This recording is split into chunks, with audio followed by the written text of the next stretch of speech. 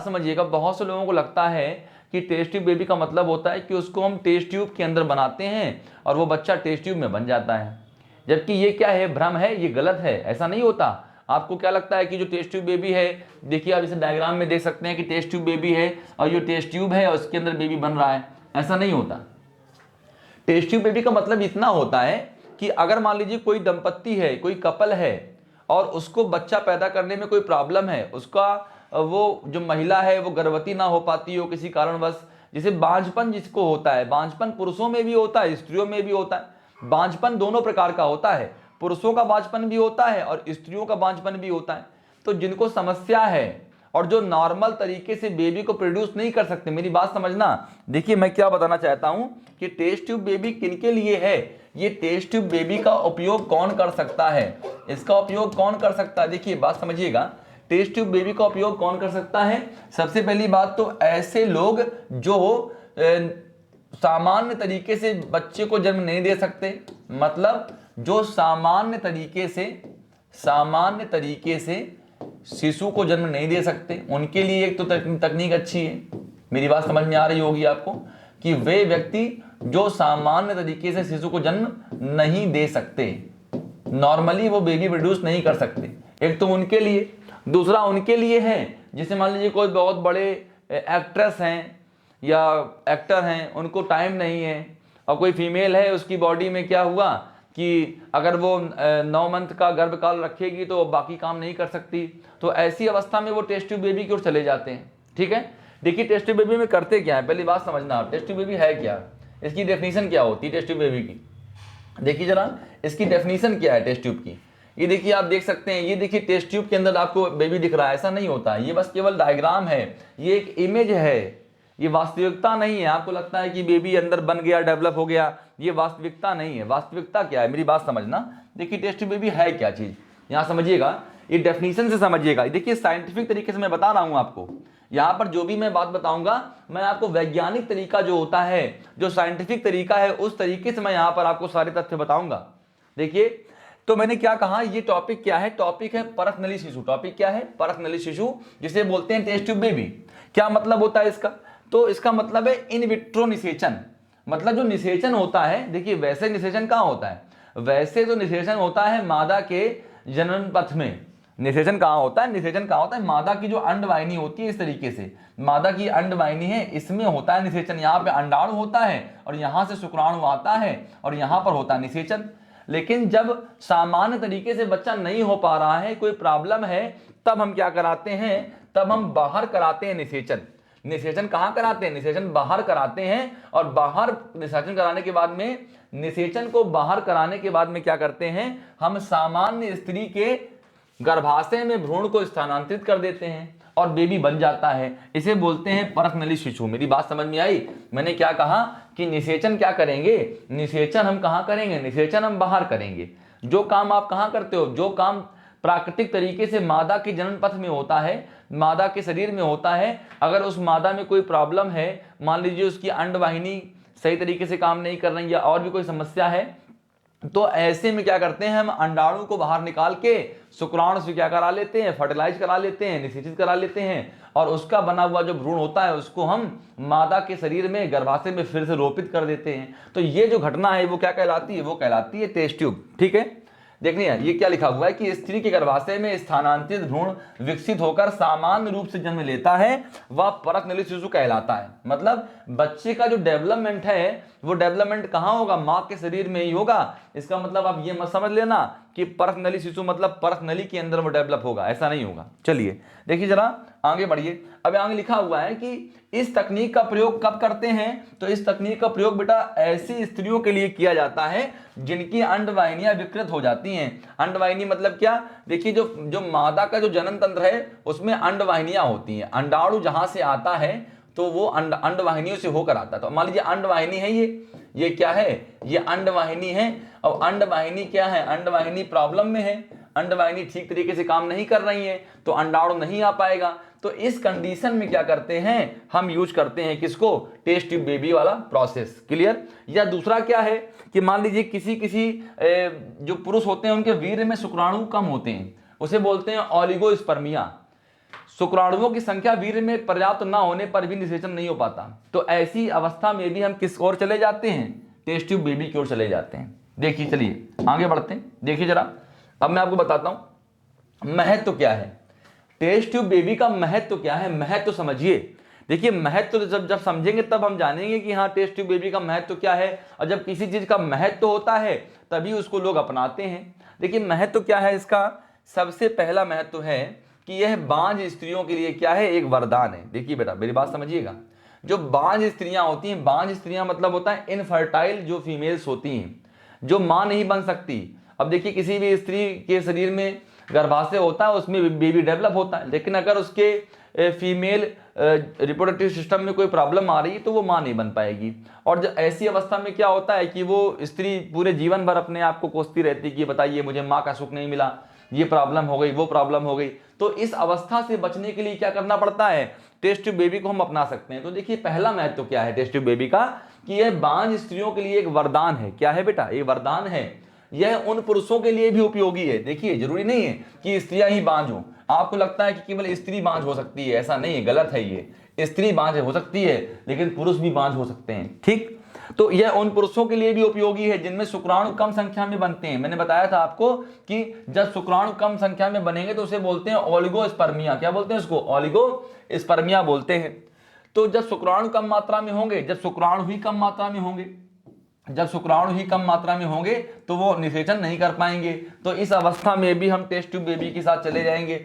बात समझ में आई। अच्छा, या तो क्या कर सकते हैं, या कभी कभी क्या होता है कि हमको बहुत ही अच्छी क्वालिटी वाला बच्चा चाहिए, हमको बहुत ही ज्यादा उच्च गुणवत्ता वाला बच्चा चाहिए, तो उसके लिए क्या करेंगे, उसके लिए हम अच्छे लक्षणों वाले शुक्राणु और अंडाणु का संलयन कराने से हम एक अच्छे बच्चे को प्राप्त कर सकते हैं। देखिए बेटा अटल बिहारी वाजपेयी एक बहुत अच्छे भारत के क्या हुए, प्रधानमंत्री हुए, उनके जो बच्चे होते तो वो भी कितने उन्हीं के जैसे होते। बात समझिए, चलिए ध्यान दीजिए। अच्छे लक्षण वाले शुक्राणु और अंडाणुओं का संलयन कराने से हमको अच्छे गुणों वाली संतान क्या हो सकती है, प्राप्त हो सकती है। अगला क्या है, इस प्रकार उत्पन्न भ्रूण को हम फ्रोजन और संरक्षित करके 10 वर्षों तक रख सकते हैं। इसका मतलब क्या है, इसका मतलब क्या है कि अगर आपको अभी बेबी नहीं चाहिए लेकिन भविष्य के लिए आपने बेबी प्लान कर रखा है, तो आप टेस्ट ट्यूब बेबी को फॉलो करके जो एम्ब्रियो है उसको आप फ्रोजन करा सकते हैं।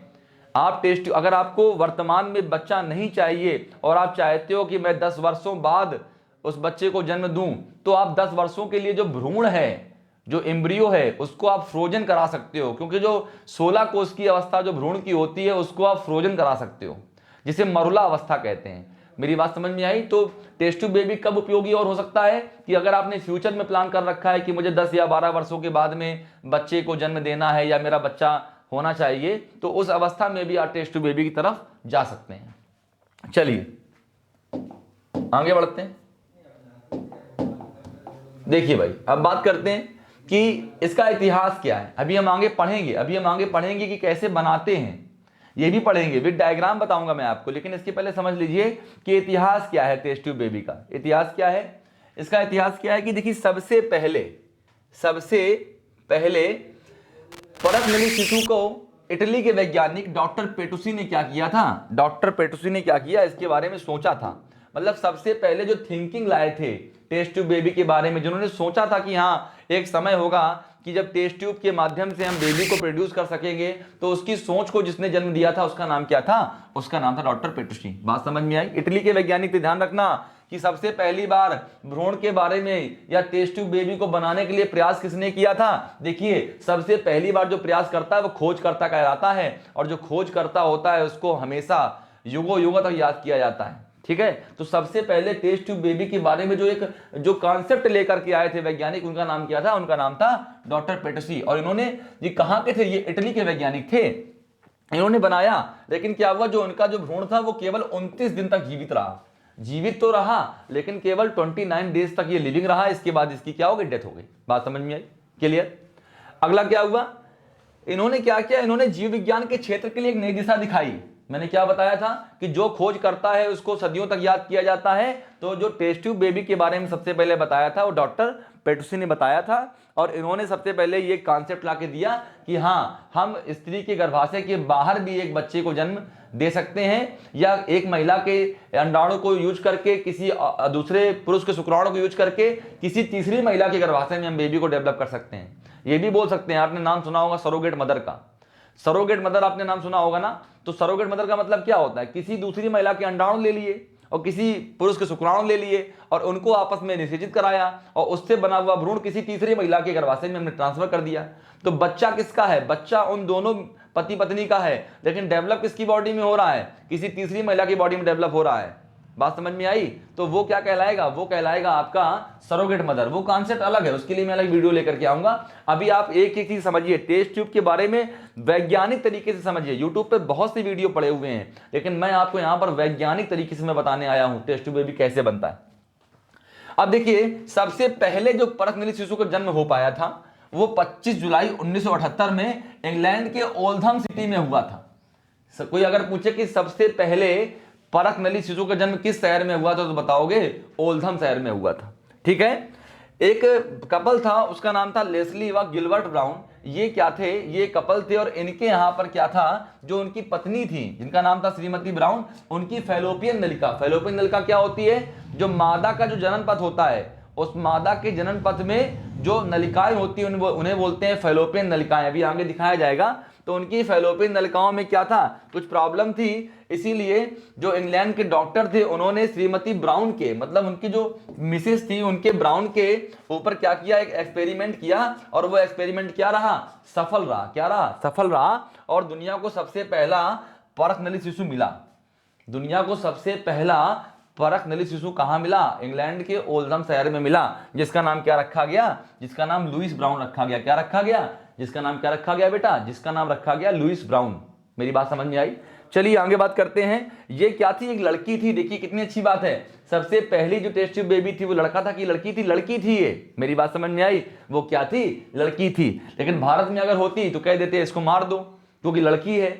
मेरी बात समझ में आई। लेकिन वो इंग्लैंड में थी इसलिए पैदा हो गई। अब भारत में होती तो क्या किया जाता, उसको जो छोटी मानसिकता वाले लोग हो उसको मार देते। ठीक है, मेरी बात समझ में आई। चलिए आगे बढ़ते हैं।